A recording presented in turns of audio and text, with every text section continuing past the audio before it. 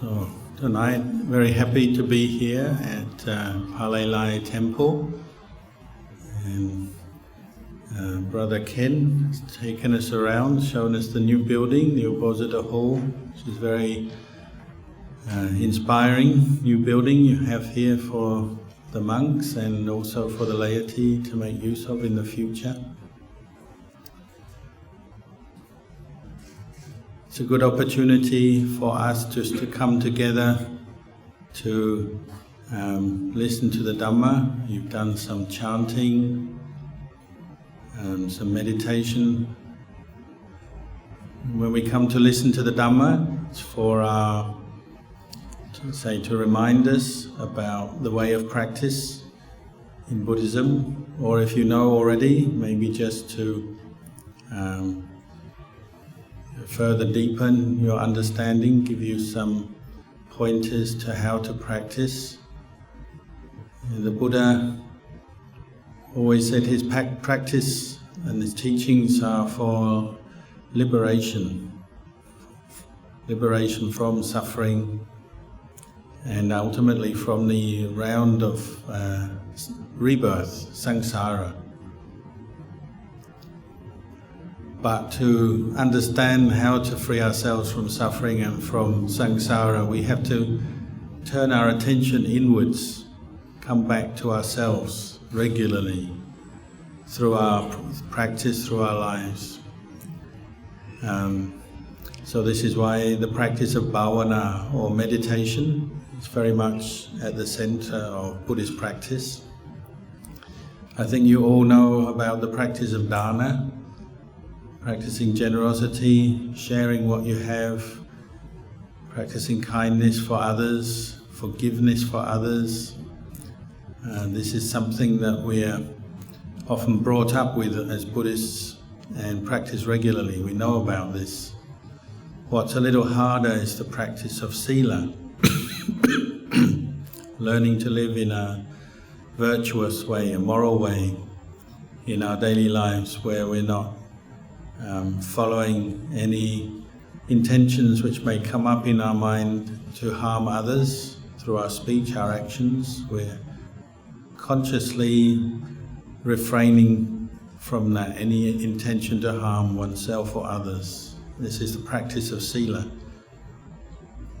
We know about that, maybe we've heard about the practice of the 5 precepts for many years now, but it's still a practice we have to constantly review every day, how we're speaking, how we're acting, interacting with the world. Even harder than that is the practice of bhavana. It requires more effort because our minds are untrained. For many years now we've been in the world, we've let our minds go according to our moods, our desires, affected by the experiences we have every day, some pleasant, some unpleasant. And our mind is constantly reacting to the different experiences we have, with pleasure, with displeasure. And so we talk about practicing for the end of suffering and liberation from samsara, but that really takes place in our mind. And where is samsara located? Well, really it's within our own hearts and minds. And the process of birth and death and the arising of suffering, the passing away of suffering, it takes place in our mind. So this is the place of practice for bhavana. We practice with our speech, our actions, of course, but we also need to learn how to refine our awareness and our understanding to come to look at our own minds. And this is why we come to places like this, to get some guidance and support in our practice of bhavana, because often it's helpful if we learn to meditate with others, with a teacher and with others, because our tendency is to just follow our moods, and when we come to train our minds in meditation, well, that will come out. So when you feel like doing it, you might do it for a while. You might say, oh, today I feel very enthused. I want to meditate for an hour and sit. And then another day you'll sit down and in a few minutes you say, oh, I'm so bored or so restless, I can't do this, and you just stop. And that's the nature of our mind if we let it go according to moods and desires. And it's not very stable, not very peaceful. My teacher, Luang Por Chah, used to say, our mind is really, it's a bit like a wild tiger. You know, we're living with a wild tiger all the time, and sometimes it growls, and sometimes it becomes very fierce, very emotional, sometimes very passionate, sometimes very destructive. That's the nature of the untamed human mind. So the Buddhist practice, and particularly the practice of bhavana, is learning how to tame our mind through our own efforts. So tonight you're all the lion tamer or the tiger tamer. The tiger isn't all bad. Sometimes they talk about the tiger states, emerging economies where people are working very hard to earn a living and develop the economy, and they have a certain power and strength to what they do. So partly the practice of bhavana is learning to harness the strength of our mind to build up strong qualities of mind that can help us to understand the truth, help us to release us from our own slavery, you might say. We're bound to our own emotions, our own attachments, our desires, and to break free from them, you need some strength. And how do we get that strength? Well, we get that strength through regular practice, and particularly regular practice of meditation. Nowadays, you see in Singapore, everybody is much more aware of fitness, so we're more interested in diet and exercise. We go walking and running and cycling, which is good. It improves our quality of life and our physical well-being. But we shouldn't stop there, and we should also put effort into mental fitness, mental exercise. And the mental exercise we develop in bhavana is, in one way, it's the opposite of physical fitness. Physical fitness is generally about using your body, moving the body, strengthening the muscles through movement, exercise, and so on. Mental fitness through bhavana is about learning to still the mind, quieten the mind. So it's the opposite. Because normally our minds are very restless, very agitated because of the power of our accumulated desires and attachments. It's very difficult for our mind just to sit still, be still with itself. Even though physically you might be sitting here not moving around physically, but mentally your mind is still moving all the time. You hear a sound and the mind goes to the sound. You have an itch. You start thinking about the itch. You have a memory pop up about something you were doing earlier. You start moving towards that memory. You smell the smell of the nice food being cooked out in the marketplace. Maybe your mind moves out with the nice smell. And that's the nature of the untrained human mind. It's always moving. It's restless. It's agitated. And this is where stress comes from, and ultimately this is what binds us to birth, becoming, to samsara. It's this movement that we can't stop. We haven't got the strength of mind and the qualities needed to stop it or change it. So bhavana, especially in the beginning, is something we're learning to do, and it requires quite a lot of effort and some discipline, some effort and motivation. And that comes from our faith in the Buddhist teachings. When we come to the temples, we see the Buddha statue sitting there. The Buddha statue is always very serene, sitting still. It's giving us a teaching straight away when you come into the temple. You're reminded that, there's also this part of life, the serenity of life, the stillness, the quietness of our hearts. This is something that's important as well. Because of course when you go out to work in your day, it's the opposite, isn't it? When you go to work, you're not thinking about serenity and stillness, you're thinking about what's the next task, what's my next duty, my next job. I've got to get to some place, do something. That tends to be our more normal experience as human beings. We're experiencing always moving on, planning, doing things, and we even feel guilty sometimes just to sit still. Like a Buddha statue at work, you'd feel guilty.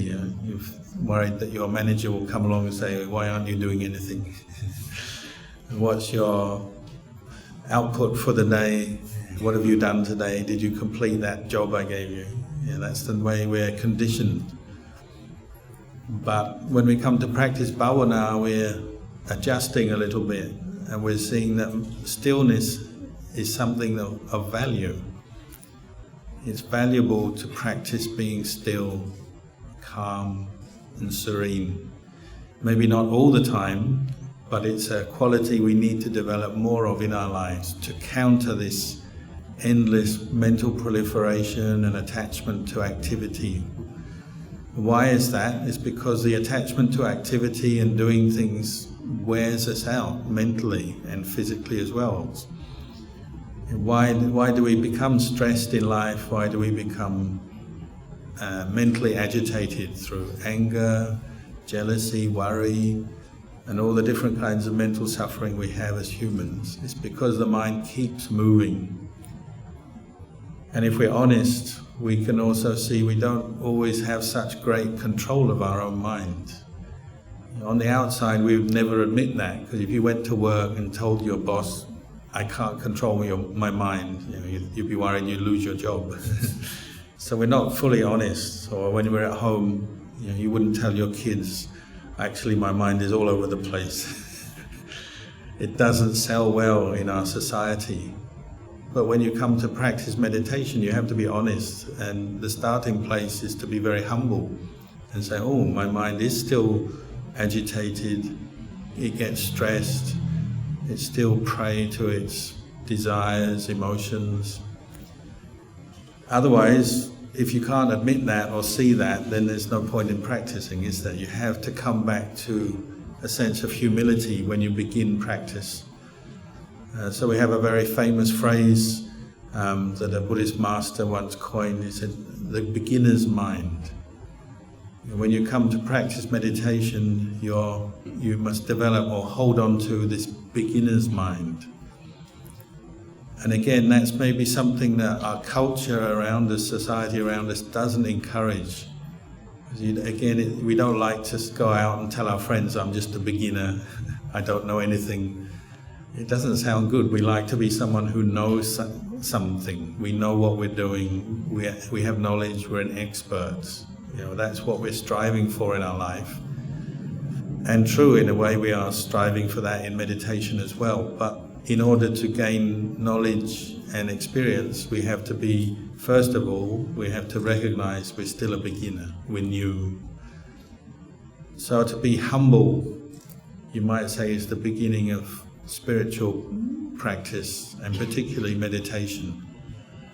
And that's okay. It's quite all right to begin your meditation with the feeling, "I don't really know anything," because that will lead on to effort, wanting to know. Where does real knowledge in meditation come from? Well, it comes through the effort to bring up mindfulness, awareness, and wisdom and understanding. They say if you're meditating and you begin with the attitude is I already know everything, then you're like a glass that's full of water. You can't put any more water in a glass that's already full. If your mind is full of knowledge, in a sense you have that conceit that I know, then you're not going to be ready to learn anything fresh. So the attitude of being one who is willing to learn and learn from our own experience is the starting point, you might say, of Buddhist meditation. We have our teacher, the Buddha, who was all-knowing. We call the Buddha the Sapanyu Buddha. He was all-knowing through his efforts in the practice. We are his disciples, so we have to start from this place of not knowing, ignorance. But when you realize that you don't know, you start to know. You start to learn from that very point, from that very moment. So, when we come to train our minds in meditation, we have to develop this very open attitude. We're learning from our experience, and often it's very useful to set aside everything that we've remembered and known before, at least temporarily. Bring up a very open mind and a certain curiosity just to learn from our experience as we meditate. Ajahn Chah used to say in the beginning of the rains retreat, monks and nuns, they do a three months rains retreat every year in monasteries all over the world, so here as well as everywhere else. At the beginning of that 3 months meditation retreat, Ajahn Chah used to tell the monks, get all the Dhamma books, all that knowledge, and lock it up in a cabinet. It's just encouraging everyone to set aside all their preconceived ideas and knowledge about Buddhism and about their lives and the world. Because when you come to meditate, you're really focusing in on the present moment. And your place of learning is just the present moment, how your body and mind is in the present moment, right now. And even though our memories and the knowledge that we have is important, you also need to know how to set it aside so that you can deepen your understanding of what's there, this body, this mind as it is. And you also need a technique, something to hold your attention, because our mind tends towards restlessness and agitation all the time. We need something to hold our attention, you might say an anchor. So we have our meditation object. It may be the breath. The breath is perhaps the most universal meditation object that not only Buddhists but many other traditions use as well, and it's something that we all have. We all are breathing. Anyone who's not breathing is probably not here, they're dead already. So we all have the breath. We can all use it for our meditation. But you can use other techniques as well. Many others are talked about by the teachers and in the texts. But for this evening, maybe I'll just talk about the breath. So if we're using the breath as a meditation object, the breath is nothing that you're creating. It's not something you have to go away and find, or it's nothing you have to purchase. It's just what we have normally every day. We're breathing in, breathing out all the time. So it's a very suitable object for meditation.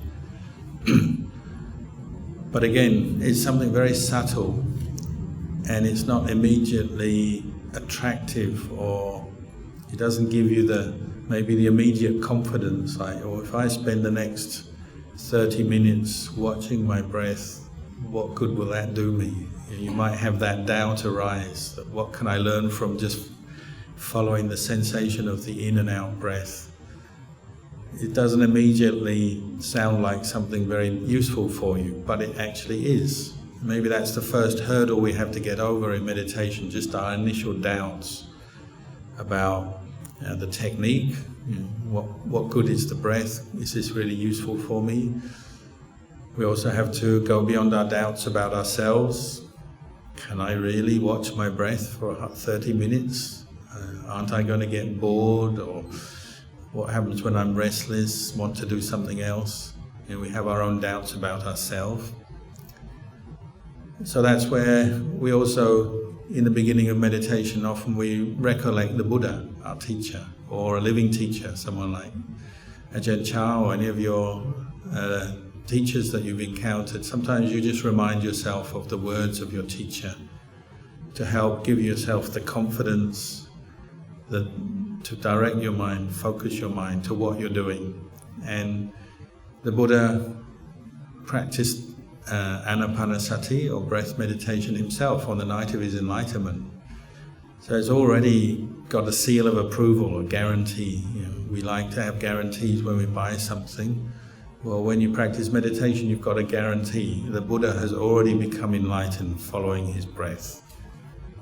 So, say for me, that gives me a sense of, this is something useful.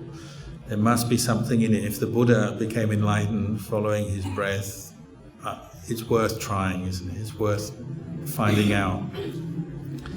So reflecting like this may help you get over some of your initial doubts about meditation. We have a very good teacher and a good tradition of many teachers since the time of the Buddha who have used these techniques. Then we have ourself, our own willingness to try, our faith. Maybe we've had some insight or some sense that we've noticed our stress and how our mind is maybe not very peaceful in different situations in life, so now we have an interest. I want to experience more peace, more happiness. So we have our own motivation as well. So that's your starting point. And the breath, well, it's here. We're all breathing now, so we can turn our attention to the breath when we practice meditation. And surprisingly, you might find if you practice this regularly, you gain some of these qualities I was mentioning earlier about how to strengthen your mind, strengthen your ability to be aware of an object, practice mindfulness, clear comprehension, develop some states of serenity, or what we call samadhi, and even develop some wisdom and understanding, all from watching the breath. But you have to try it. It's just the same as exercising your body. Maybe your friend says, let's go to the gym and do some exercise, weightlifting, or use a machine. And you might have your doubt, I don't think I can do it. So you have to at least try before you dismiss it. Just try it. Some people, they say, I can't meditate. And you ask them, have you tried it? They say, no. Never tried. Well, how do you know then? They say, I just know. My mind is too busy, I can't concentrate. If you can't concentrate very well, or your mind is very stressed or agitated, that is the very reasoning why you should try meditation. If your mind is already peaceful, you don't need to meditate. Of course your mind is not peaceful, therefore you meditate. That's why we practice. So don't let your own thinking put you off, your doubts, your worries, your concerns. Some other people I once talked to from Singapore, they said, well, I was told if you meditate, maybe you just kind of float away and then you'll die. Well, I've never met anyone who died meditating or floated away. So, maybe that legend had a starting point once in the deep, distant past, but recently I've never heard of it happening. I don't think it's dangerous to meditate. To be honest, I think it's more dangerous not to meditate.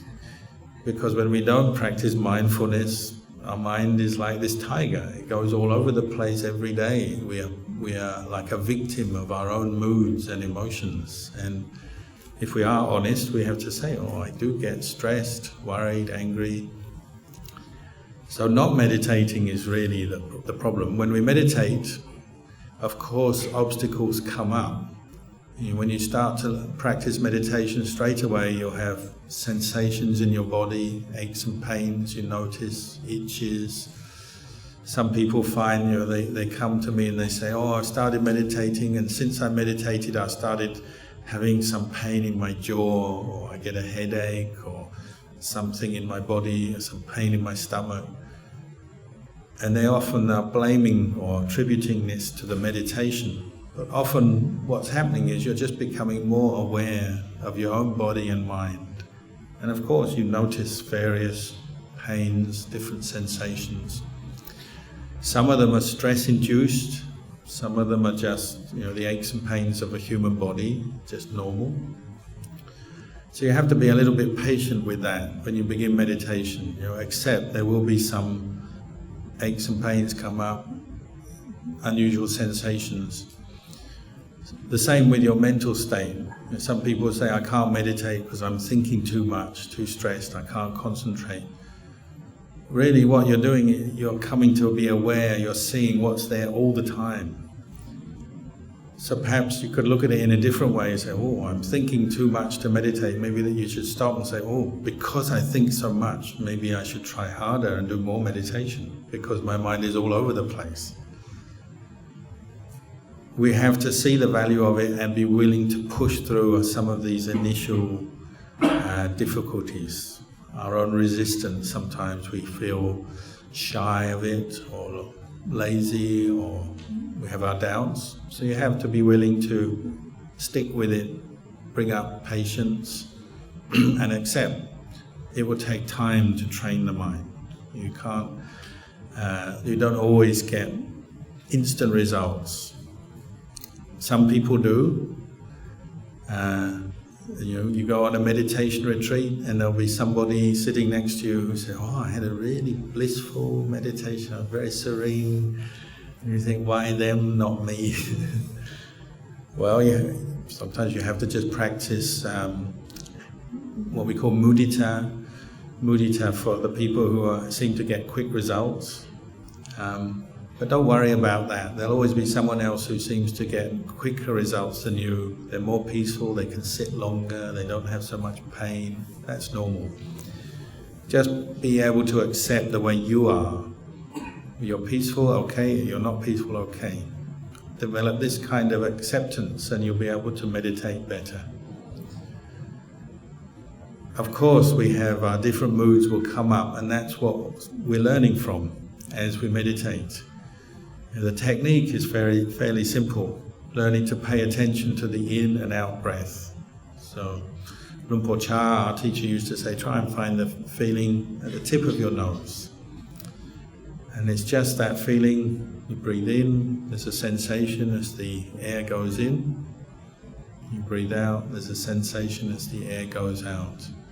And it's quite a subtle feeling, so it might take some time before you can find it. So often we encourage you to take a few deep breaths when you begin your meditation.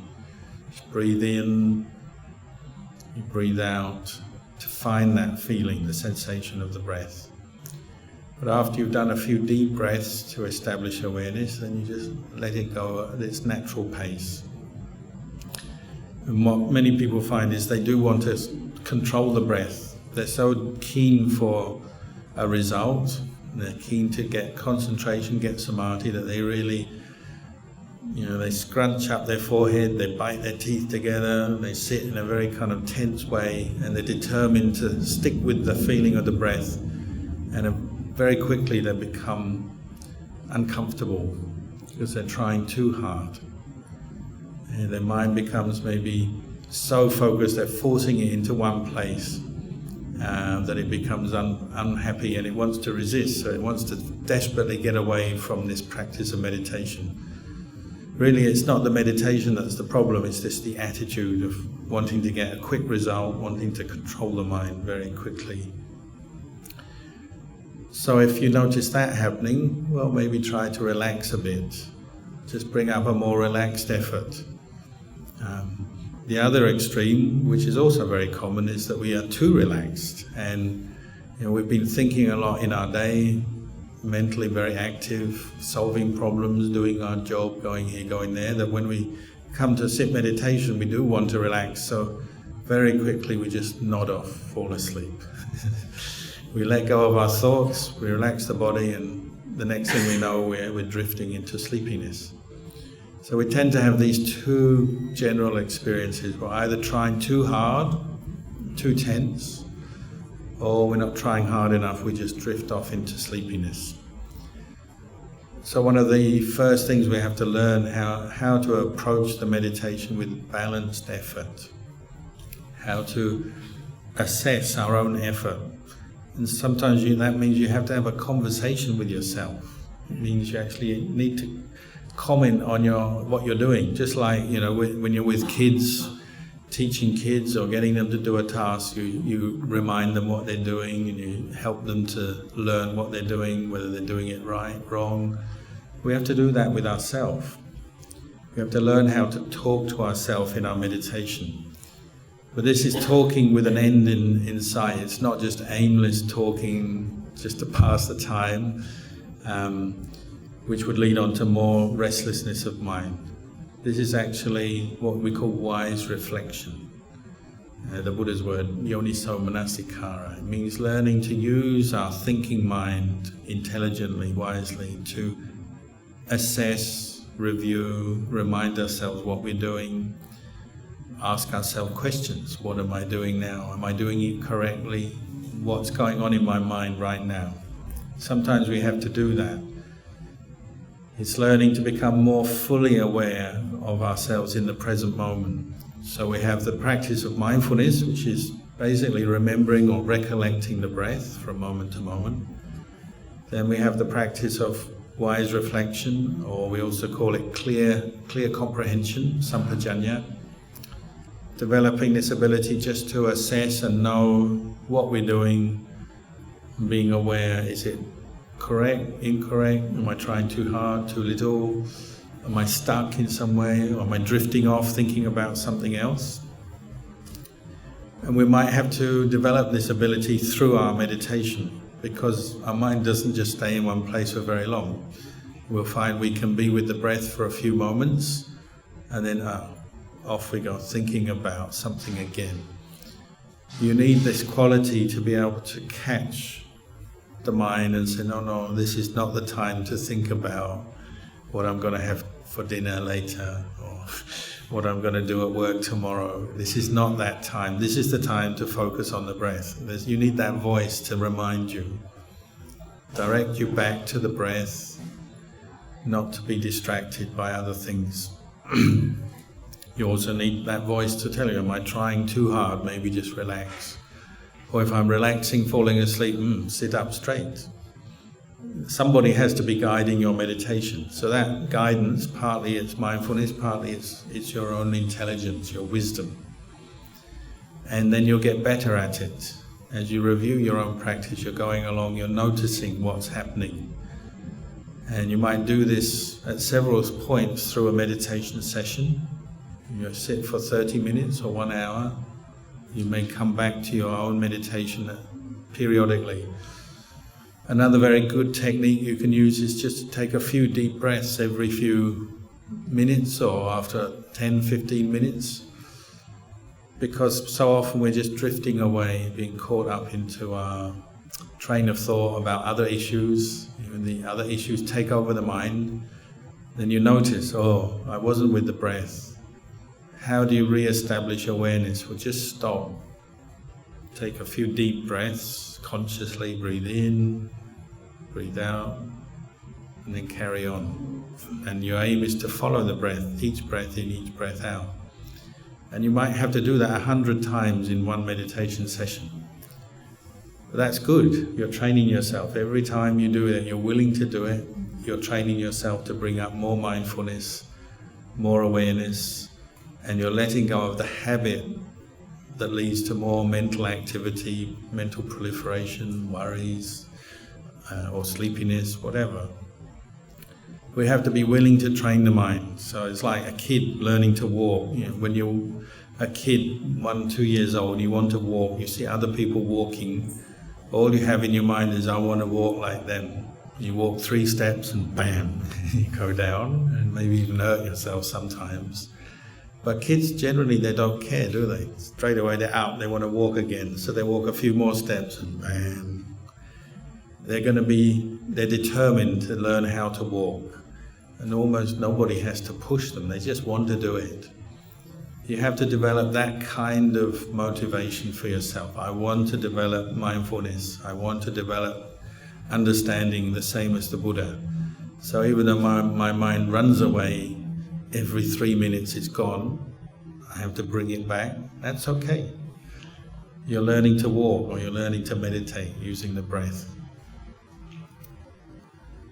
So we have to develop a number of different qualities in our meditation practice. This ability to keep putting effort in over and over again, picking ourselves up when the mind gets lost or distracted. We have to develop patience with our restless mind, with ourselves, with our bodies. We also have to develop loving kindness, metta, for ourselves. Because if you really want to improve your mind, you have to love your mind, value your mind, value yourself.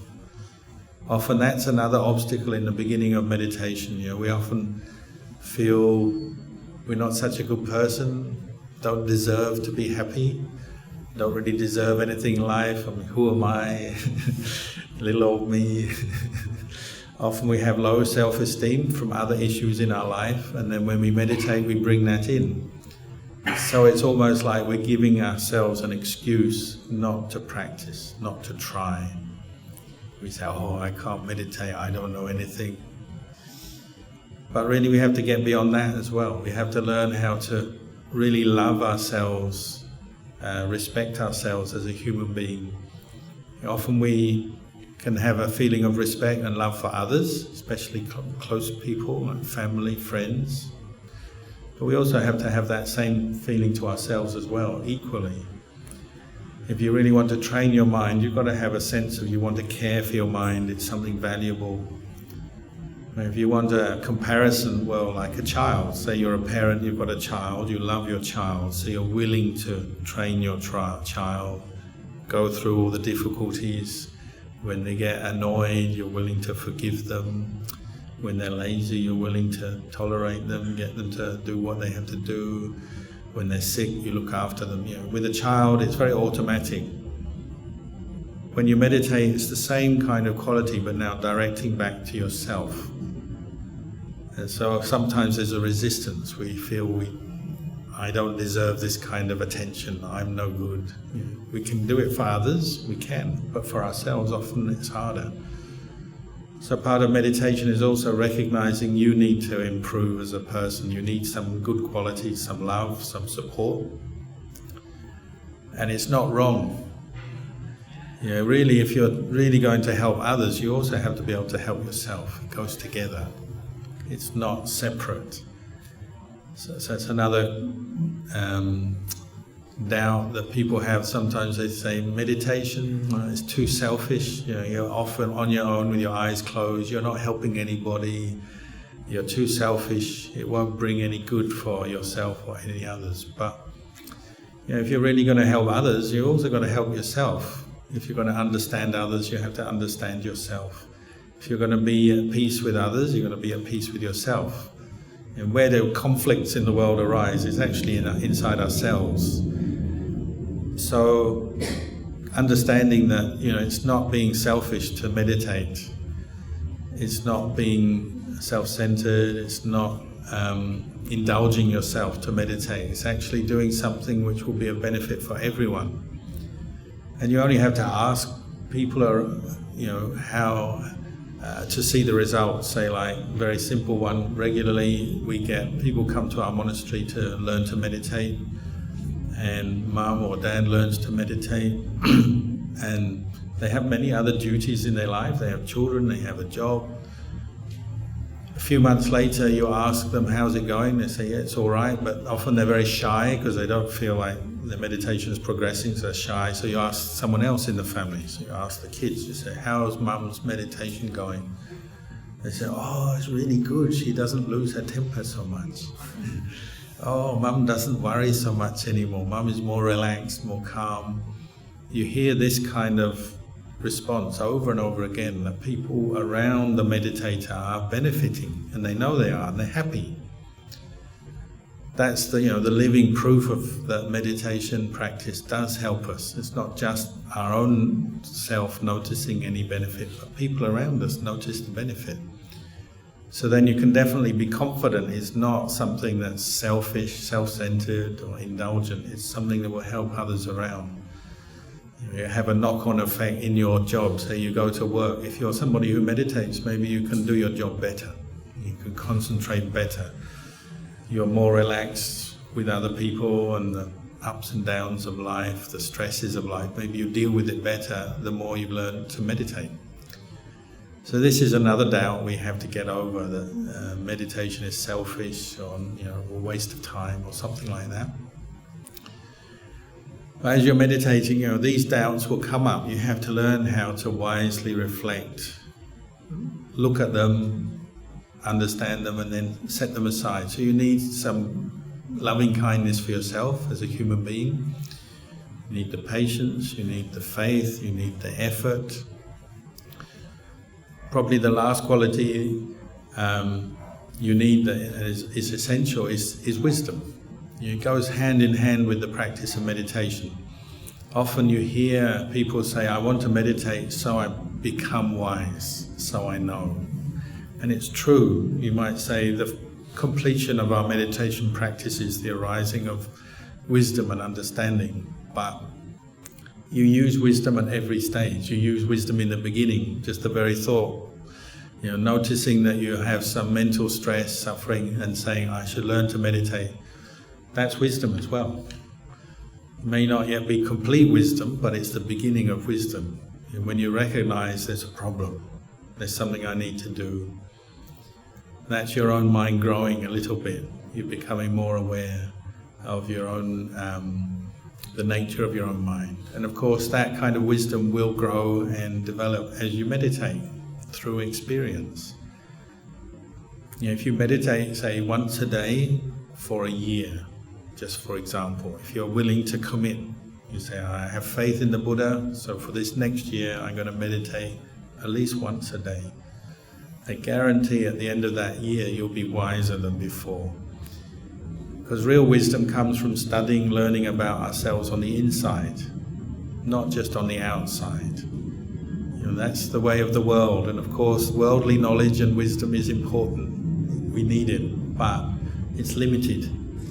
What's in the books, what you learn at university, what the skills you learn at work are not yet relating back to here, your own mind. There's a distinct sort of separation, and you can develop all kinds of knowledge of things in this world, science, technology, the economy, anything. But here you may still be not knowing much at all. Wisdom out there is not yet wisdom here. So this is why meditation is very important for gaining some real wisdom on, number one, how to pacify your own mind. Because that's what we want. We want to be more peaceful, more happy. So the kind of wisdom, knowledge you're gaining through meditation it's understanding, particularly as you meditate, say using the breath, you come to understand a few simple truths very quickly. And perhaps one that many meditators very quickly come to understand is they start to see the changing nature of their mental activity, the way thoughts come and go, feelings come and go, feelings of pleasure, pain, happiness, irritation, pleasure, displeasure, they come and go. Memories come and go. We say sense consciousness, seeing, hearing, tasting, touching. Sense consciousness arises, passes away. Perhaps the most common insight people have as they're learning to meditate on the breath is they're coming to be aware of how transient their own thoughts are. And this is a very liberating kind of knowledge. Why? Well, you may have experienced this already. Maybe you've been stuck in a mood for a while.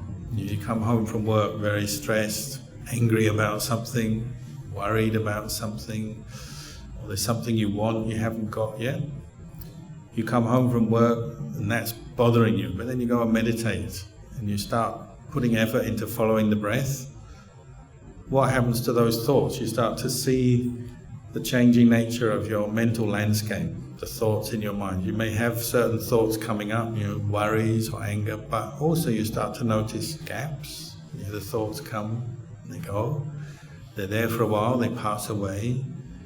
Maybe you experience a little moment of peace as you're meditating, and then those thoughts return, but you're starting to see the reality that thoughts are just thoughts. They're just we call them mental formations, sankharas. They arise, they're there for a while, they pass away. Feelings are just feelings. Sometimes you have some pain in your body, but then you're meditating, go to the breath for a while, after a while the pain disappears. Maybe later on it comes back again. Maybe the pain is in your knee here for a while, and you're thinking, oh, I got this pain, then it disappears. Then you get a pain in the other knee. You say, oh, hold on, half an hour ago it was this knee, now it's this knee. Yes. It's what we call anicca. Feelings are anicca, they arise, they pass away, they're impermanent, they change. Thoughts are anicca. One moment you're obsessed with that guy in the office that you're really annoyed with and you're thinking about them all the time, and then you're meditating for a while and suddenly it's gone.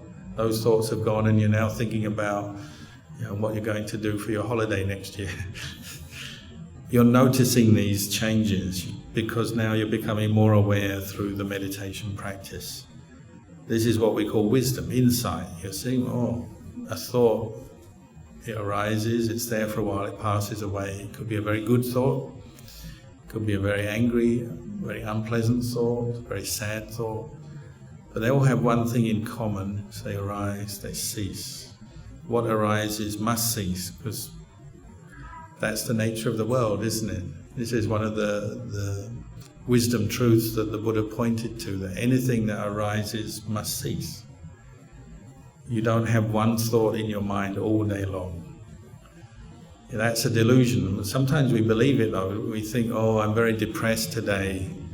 Maybe that's the most common thought that comes up through your day. You sort of keep returning to some problem in your life. You keep thinking and it makes you feel depressed. But as soon as you practice mindfulness, you notice actually it's just coming and going. It's a feeling, then it passes, maybe later it comes back. Mindfulness starts to expose or show us the reality of our experience, both the physical experience and the mental experience. And we're seeing, everything arises and ceases. It's there and it passes away. Just since the beginning of today, this morning, how many thoughts have you had? Tens of thousands, isn't it? Literally, get up. I must brush my teeth. I must make my breakfast. I must get the car. I've got to do that job. I've got to do, endless thoughts through your day. If you added them all up now at the end of your day, it's tens of thousands of thoughts you've had. Some of them are very ordinary, just what am I going to do next? Some of them are very full of emotion. So somebody tells you off, get very angry. Maybe that sticks in your mind a long time because the emotion is strong, the feeling is strong. Or maybe something very good happens. Maybe it's your birthday and somebody takes you out for dinner and gives you a present. You're very happy. Maybe the happiness lasts for a long time. Thoughts and emotions, they're very closely linked, and they may come up very strongly or very briefly, just a moment, but you're noticing, through your day, all the thoughts coming and going. That's giving you some understanding that later you can use that. Maybe later you're in a situation where you become very stressed. You keep thinking about something, you can't let it go. But then you remember, it's just a thought. And these thoughts, they come and go. I've seen it 100 times before when I meditated. Now I know they're transient, they're anicca. That gives you maybe the mental strength and the insight at that moment just to drop it, let it go. So this is where you experience liberation. It may be something very ordinary, just you're obsessed about something that's been bothering you for a while, but then you realize, it's just a thought. Just let it arise, pass away, let it go. And you have some feeling of freedom from that. Another insight that's perhaps a bit deeper but leads on from that is the insight into anatta, not self. We can also see that just watching our thoughts come and go. As we meditate on the breath, another thought comes, it goes. What is impermanent, you can't really label or identify with as yourself, can you? Because it's gone. So say you're very angry, you see your anger come up, but then you see it pass away, it's gone, isn't it? You're not really angry, it's more like it's just a transient mental state, filling your mind for a while, comes, then it goes.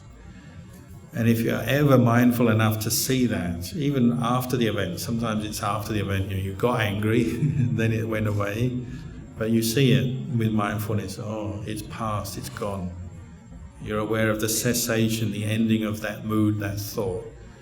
That's an insight you can use again. Maybe the next time you're getting angry, it's starting to bubble up, you say, oh, this will pass too.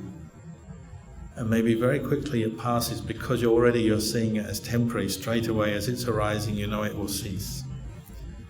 In the end, your mind maybe gets very clear. It's like, it's just a thought, it's just a mood, it will pass. And you don't take it so seriously, you don't grab onto it so tightly.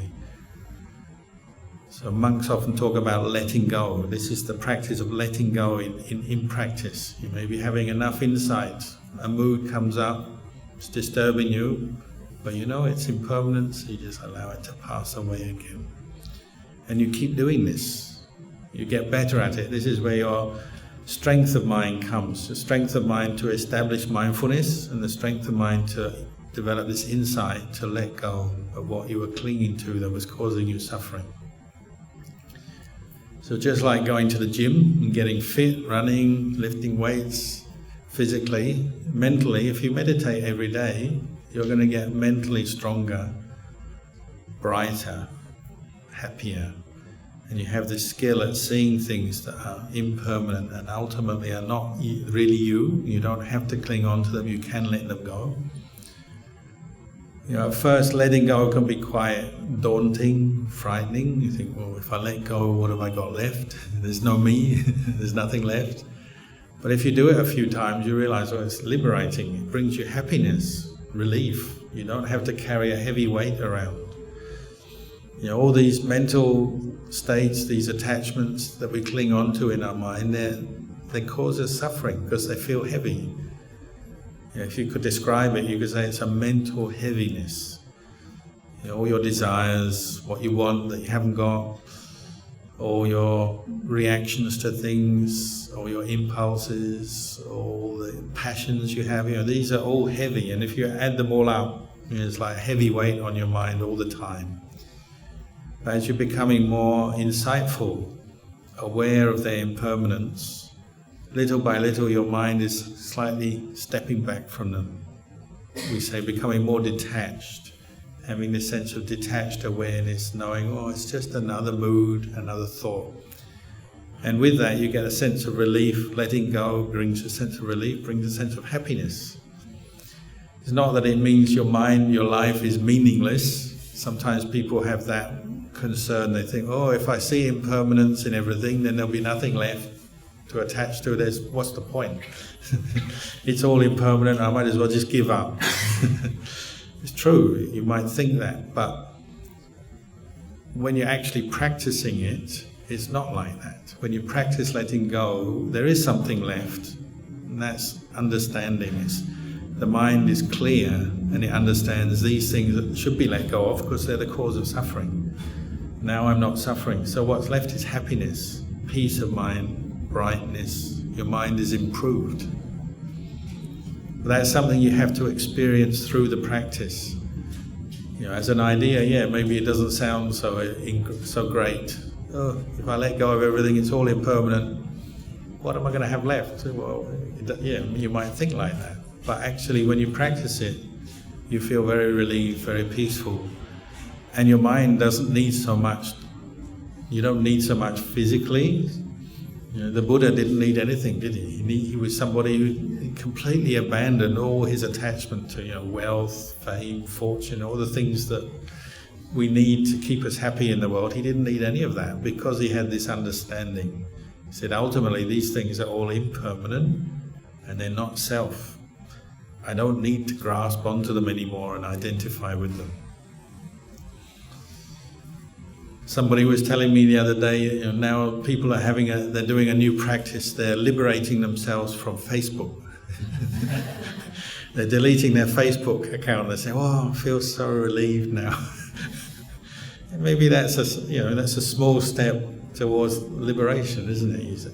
Things that we attach to, sometimes we have to learn how to put them down. Put your phone down, put your Facebook account down. Sometimes we go on retreat, we learn to leave things behind.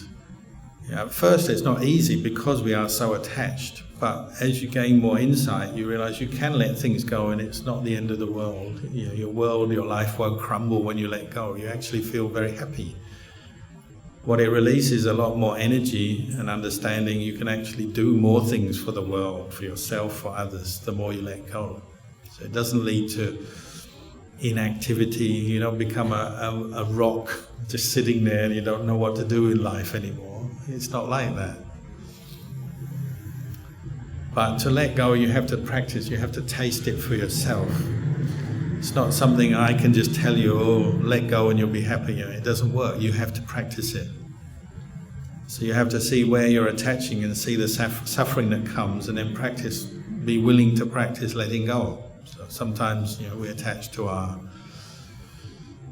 wealth, so practice letting go. You do practice dana, that's letting go, isn't it? Letting go of people. There was recently in the monastery where we lived, a husband and wife came and they said, we're having so many problems, always arguing. So I said, maybe you need to practice letting go of each other to find happiness. So go on a meditation retreat, but not in the same place. One goes there and one goes there. After your meditation retreat, you come back together. How is it? I said, oh, so much better. If you cling on, you then generally have more suffering, don't you? More arguments, more worries. You feel this heaviness of clinging.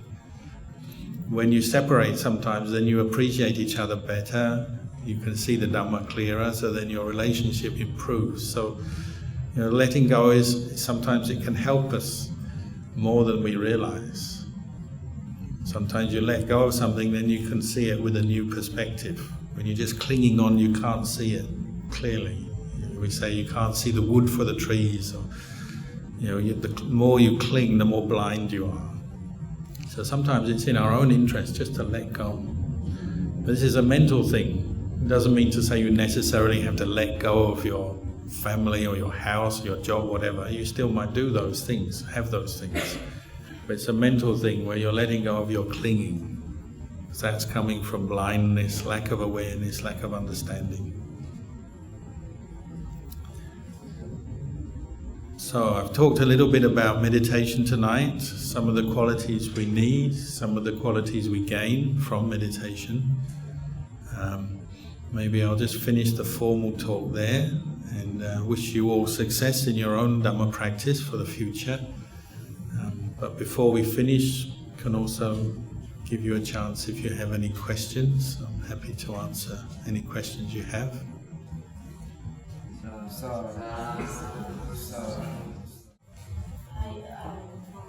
want to ask something that I'm thinking for a few years that I cannot put away. There's the death of my family members, which my sister, my brother, and my brother. All happened in 2 years, and my brother passed away in front of mine. Yeah. So, how can I actually let go of your family who passed away? Yeah, because I'm thinking that I could do more so that they wouldn't end up at that situation. And also I'm thinking if I just return marriage to them, will it help? Is it enough? What else can I do for them? Because I have so much guilt. Well, you've answered the question. We can make merit for our family, for our parents, for our family members. And if they were here, what would they want from you? They would want you to be happy. They would want you to live your life in a way that will bring you happiness, success, to make merit. And we can also share our merits back with them. We honour and remember our parents, our grandparents, all the people who have helped us by being a good practitioner, putting effort into our practice.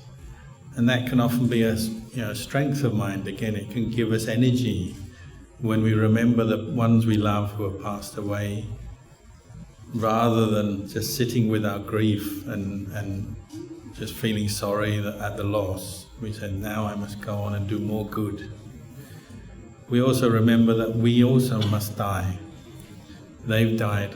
I will die too. My time is short, my time is limited, I must use it well. So you have to turn the situation around to develop some skillful qualities of mind. This is making merit. So this is why Buddhists say when somebody passes away, what do? Well, we arrange funeral services, we invite monks to chant, to teach, we make offerings. Of course there's the sadness of separation, of loss, and everyone will have to experience that. But you use that to motivate you to go on and do more good. Don't be lazy, don't just sit there feeling sorry for yourself. Imagine if the loved one was right next to you, they wouldn't want you to be sitting there crying, they'd want you to go on with your life and do good. So we have to bring up that reflection.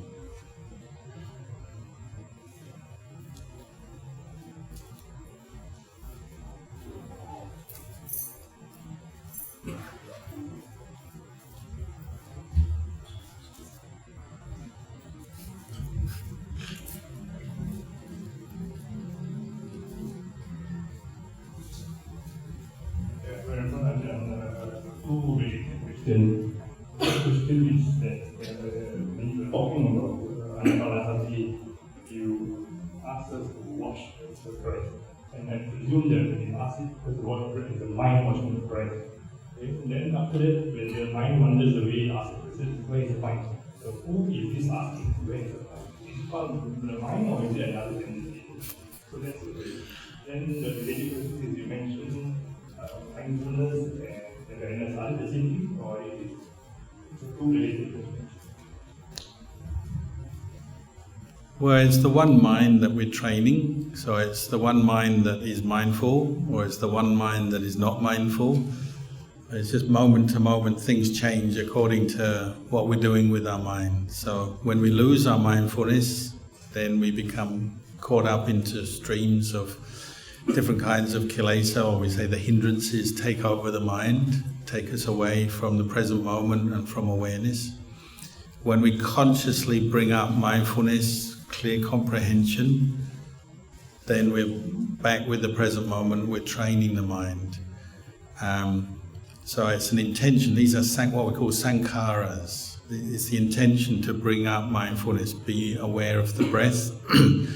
The English word awareness, well, sometimes we use it interchangeably with mindfulness. Sometimes we use it together with mindfulness and clear comprehension. Sati and sampajanya is the Pali. So sampajanya means sometimes all-round knowing, all-round awareness.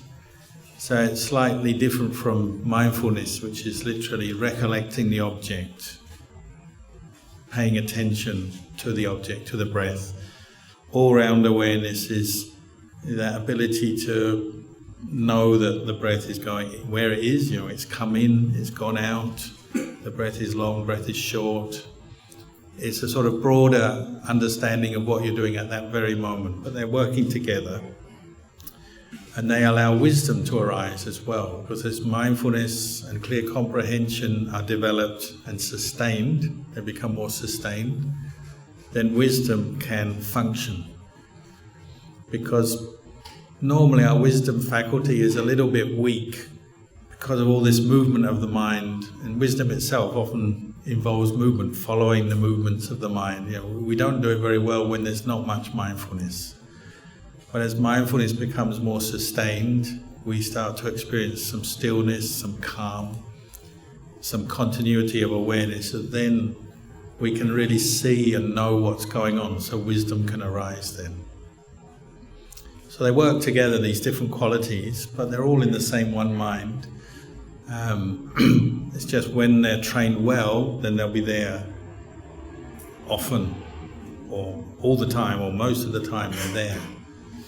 When they're not trained so well, they're there sometimes and then they disappear again. Other qualities take over. Often more negative, more unwholesome qualities take over. We need to struggle to bring them back again. Work hard to bring the mindfulness, the clear comprehension back again. But if you keep practicing, well, you get better at it. Mindfulness is improved. Mindfulness itself is just that ability to concentrate on the present moment, So one famous teacher in Thailand, Lumpur Buddhadasa, Ajahn Buddhadasa, people used to ask him this question all the time: how much mindfulness do I need to practice Dhamma? And he would say, you need as much mindfulness as you need to tie your shoelace. It's just enough to stop, tie your shoelace properly and carry on. That's all you need, and we've all got that. So we naturally have the raw material, the resource that we need. We've already got it. It's just we haven't trained it enough. Normally our mind is very scattered. We think of one thing and then we think of another and then another and another. So we get very mentally tired, diffused, dispersed. Our mindfulness is scattered around. So we don't see a lot of the truth. We believe every thought, we get caught into every mood, we get deluded by things very quickly, very easily. But as you practice more mindfulness, you're getting more used to coming back to the present moment, your mind becoming more still. When you're still, you can see, you can know. So in short, we need to think a bit less, think in the discursive way, the unmindful way, think of less and be more mindful. This will bring us knowledge, understanding. Ajahn, can I know why sometimes at meditation I can feel the body is clear, especially certain parts that the body is completely disappearing? Well, as we focus our mindfulness on the breath, say, your mindfulness, your attention is becoming narrower and narrower onto one thing, the breath. So naturally the sensations, the normal awareness of the body becomes less because you're in one point. So maybe you're becoming more one-pointed on the feeling here, for example. Breath breathing in, breathing out, your awareness is there. So your awareness of other parts of the body is less. And it's a great rest to the mind. It's kind of pulling back from its normal attachment to the body, so the heaviness of the body starts to fade. Sometimes that's all in one go, so it seems like the whole body has disappeared. Sometimes it's just parts of the body. And this is depending on the refinement of the awareness, the mindfulness. Not just the heaviness of the body will disappear, sometimes you're no longer thinking about sounds and noticing sounds. You could turn to listen to the sounds, but you're now so fixed with the breath that you don't notice sounds. You don't notice sensations in the body. So this is usually very pleasant. The body can feel like it's just very light, or you can just disappear. Sometimes we have tears, sometimes hair stand on end. Sometimes we have feelings, waves of energy going up and down. These are examples of what we call piti or rapture, and if you meditate regularly, well, you may experience them regularly. At first there can be a cause of doubt. What's happening? Why can't I feel my hands or my legs? But if you practice regularly, you realize there's nothing to worry about. They're just the signs that the body and the mind are calming down during the meditation. And it doesn't have to distract you, because at first it can be distracting, disturbing, but over time you become more used to just focusing on the breath, and you notice, at the moment the body feels very light, or it doesn't, maybe you're not very peaceful yet, so the body still seems very heavy. You just notice and you don't worry too much about it. If your mind becomes very absorbed with the breath, well, in the end that's all you know, it's just the feeling of the breath, sensation of the breath, and you may still be aware of the body, but now we call it the breath body. So there's just a very light awareness of the breath as if all around the body, because the breath is all around the body. It's in all our cells and it flows through the blood as well as through the lungs. So you will get these different experiences as the mind becomes quieter, concentrates more on the breath. Your main aim is just to maintain mindfulness with the breath. And it may even get to the point where the breath disappears, seems to disappear from your experience. So you're just noticing that point where the mind is aware the breath, the movement of the breath is now gone. You can't feel the body much, you can't feel the breath. All that's left is just the knowing, the breath has gone. again, you just keep your awareness with the mindfulness, with that sensation, the breath is gone, and carry on, continue on there. If you were to contemplate, maybe at that point you start contemplating the body, you actually consciously turn your attention to contemplate the body, maybe the unattractiveness of your own physical body, go through the 32 parts, or the corpse contemplations, or the 4 elements. You actually turn to develop that based on the calm that you've developed with the breath. You now turn to contemplate the body and contemplate the 3 characteristics, so the impermanence, the unsatisfactoriness, and the lack of self in this body. Maybe from one of the 4 elements, maybe one of the corpse meditations, maybe one of the 32 parts of the body. This is something you have to explore the more you meditate, and this is where your wisdom faculty will deepen. As you calm the breath, then go on to contemplate the body, to see this body is not a self, it's not a person, a being. It's made up of 4 elements. This is how your meditation might progress.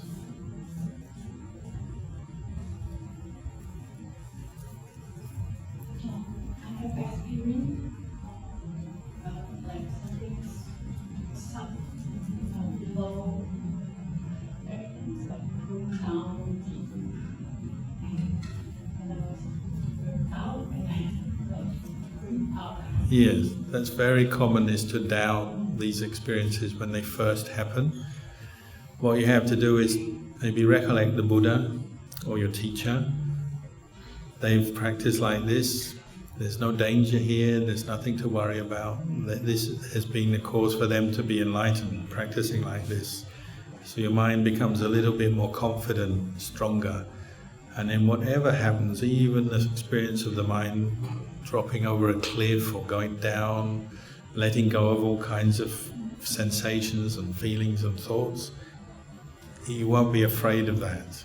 You'll be willing to stick with your meditation object and the mindfulness, and whatever experience arises, you just note it.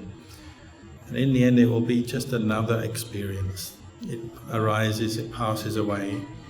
It may give you some insight, some lasting insight, but it won't be harmful. The important thing is not to build it up into something very special in your mind.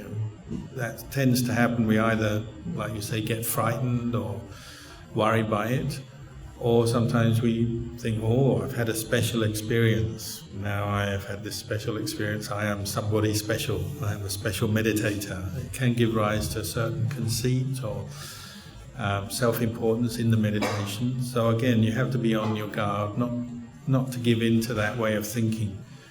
You just want to keep your awareness just to know whatever happens, happens, and not to give it too much importance or label it, build it up into something special or big. Just say, oh, this has happened. And maybe it's a one-off experience and doesn't happen again. Maybe it happens again regularly. But just notice it's like this. When the mind is very refined, the mindfulness is very strong, it's like this. And then let go. Try not to create a new sense of self around whatever experience you have, because again, that can be an obstacle in your practice. First of all, thank you very much for your compassion for coming back to Singapore. Can I just share some of the skillful techniques to overcome, the other 4 hindrances in meditation? We have actually talked a bit about Dhamma. How about the other 4 hindrances? Well, the brief answer is mindfulness. Mindfulness of an object will overcome all the hindrances in one go. But sometimes it's very difficult to establish mindfulness because our mind is stubborn. Our kilesas are strong, our hindrances are strong. So you often use wisdom and wise reflection to help. So each hindrance will have its antidotes. So we talked about doubt, worry. Often worry is about the future, things that haven't happened yet. We have to start questioning our worries and say, do I really need to worry about this? It hasn't happened yet.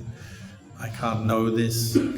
Luang Por Chah used to say, if you're worrying a lot, think about death. Just think, if this is my last night in this world, if this is the last day, the last night I'm going to live, these things I'm worrying about, do they really matter? What I'm going to do next year doesn't matter anymore.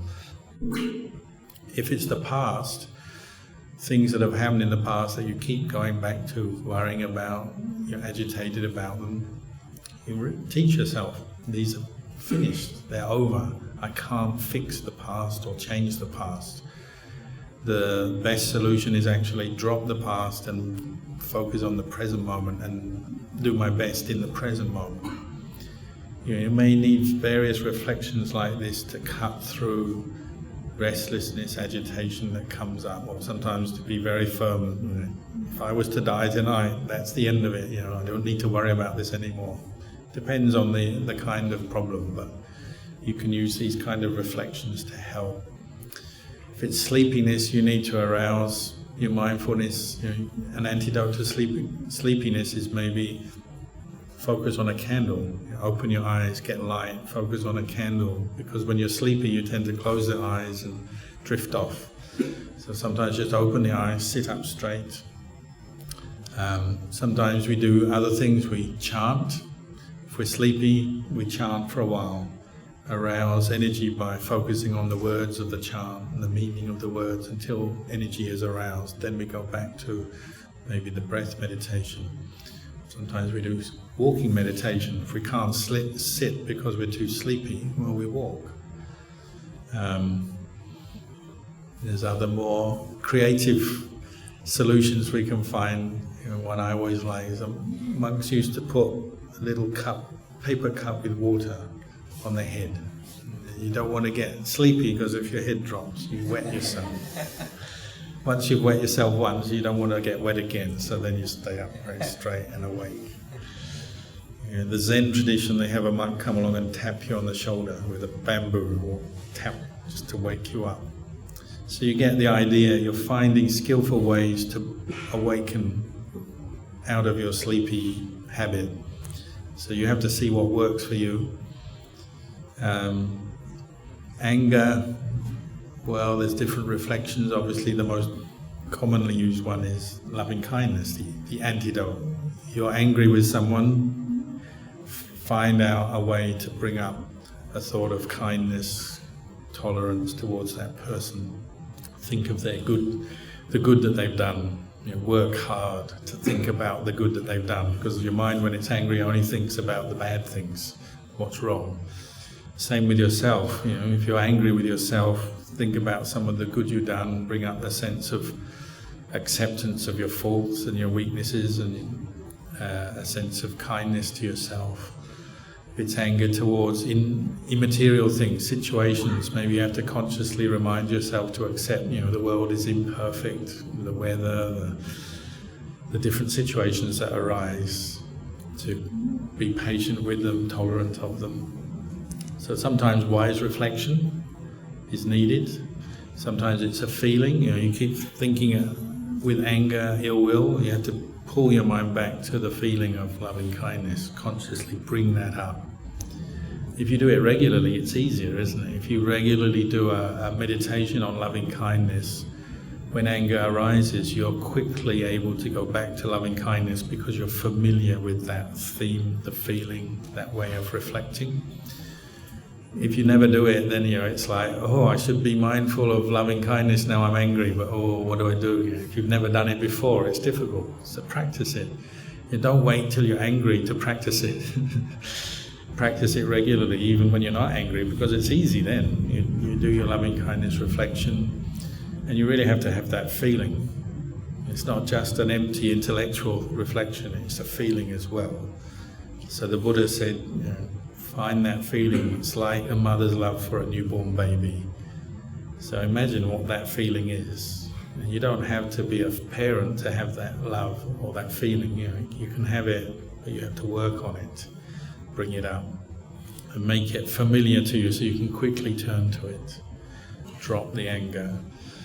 See the suffering of anger. When I'm angry, I'm suffering. Get that clear in your mind, so then you quickly want to drop those angry thoughts.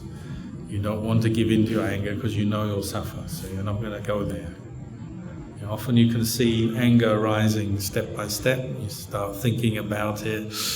The more you think, the more angry you become. So cut it off quickly. Just say, no, I'm not going to think that way. You find what works for you. The hardest is sensuality, attachment to our 5 physical senses, and then all the memories and thought proliferation internally about them. We love to follow our senses. We love to think about beautiful things. Usually it's the opposite sex, visions, images of the opposite sex, but not alone. It could be a car, clothing, beautiful things we like. The mind dwells on them, fantasizes about them. Could be smells, taste, touch. Any of our senses will stimulate us depending on our mood and our habits. So you have to find the antidote. Contemplate impermanence. However beautiful, attractive it is, it doesn't last. The feeling of pleasure doesn't last. It's there for a while, then it goes away. So it's not satisfying. That pleasurable object, nice food, a nice image, a nice sound, music or whatever, it doesn't last. So are you going to invest all your happiness in something that doesn't last? Or are you going to recognize, with mindfulness, honestly, this doesn't last, it's impermanent, I can let it go. You let it go, you gain something better, a higher kind of happiness, the happiness of insight, seeing impermanence. So it's not that letting go means you've got nothing left, you've actually got something better left than before. Or sometimes you have to be tougher, say if you have a lot of lust, you have to bring up the reflection on a supa.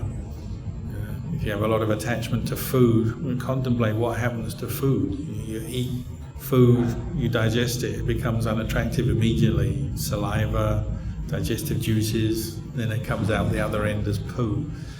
Reflect on that. That's what you're looking at. That's what you're thinking about.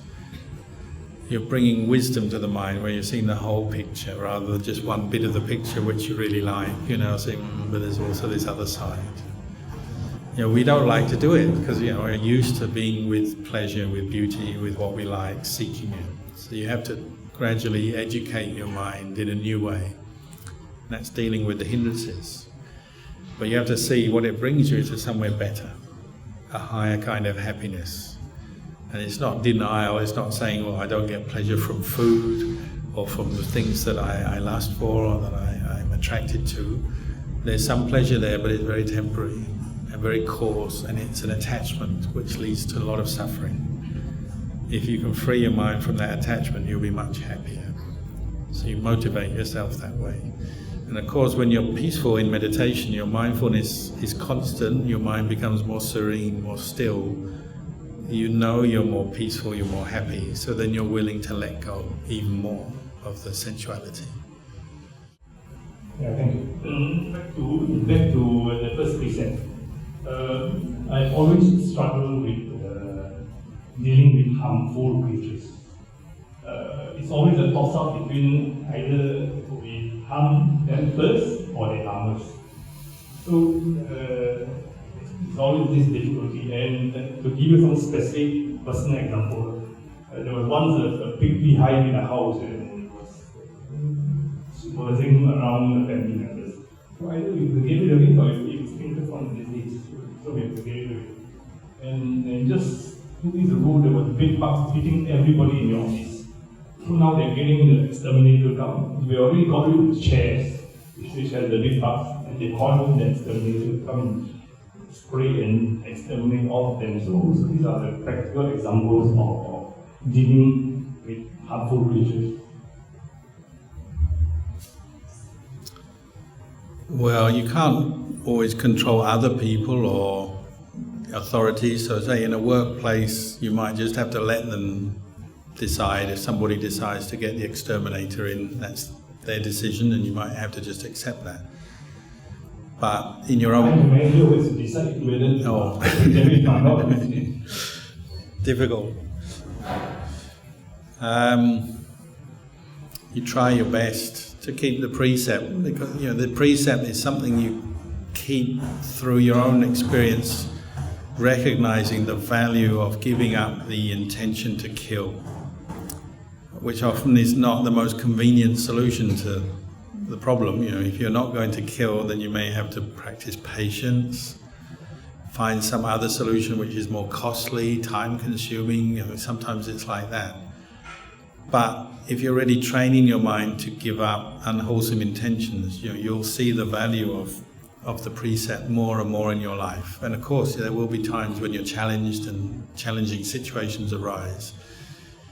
And you have to try and use your Dhamma, your understanding, your personal practice in that situation. So people do face even things like you've described, and some people, very powerful faith, their character is very strong in faith. They go home and they chant and they meditate and they spread metta to solve this problem without killing the animals or the insects. And sometimes they get good results as well. Some people use wisdom. They just think and think until they work out a way to solve the problem without killing. It's a challenge that you've set yourself. You say, I want to keep this precept because I know if I break the precept, I'm giving into some unwholesome tendencies, it's creating karma, suffering for other beings. You're improving your practice here, so you take that as your starting point. How can I keep the precept in this situation? And you work from there. Sometimes maybe out of frustration you'll give in, and you have to call the exterminator or whatever. But your aim is always to keep the precept, and you work from that point outwards. Like in the monasteries we have plenty of bugs and creatures, but we're willing to solve the problem without killing. So you learn ways of prevention. Like if you have ants in your kitchen, keep your kitchen more clean. Just put more effort into cleaning up all the crumbs and so on. And if you have a building with wood in it that termites may come from, we'll find ways to prevent the termites getting into the building without killing them. You just do your best to solve the problem with the intention of preserving life if you can. That's your aim.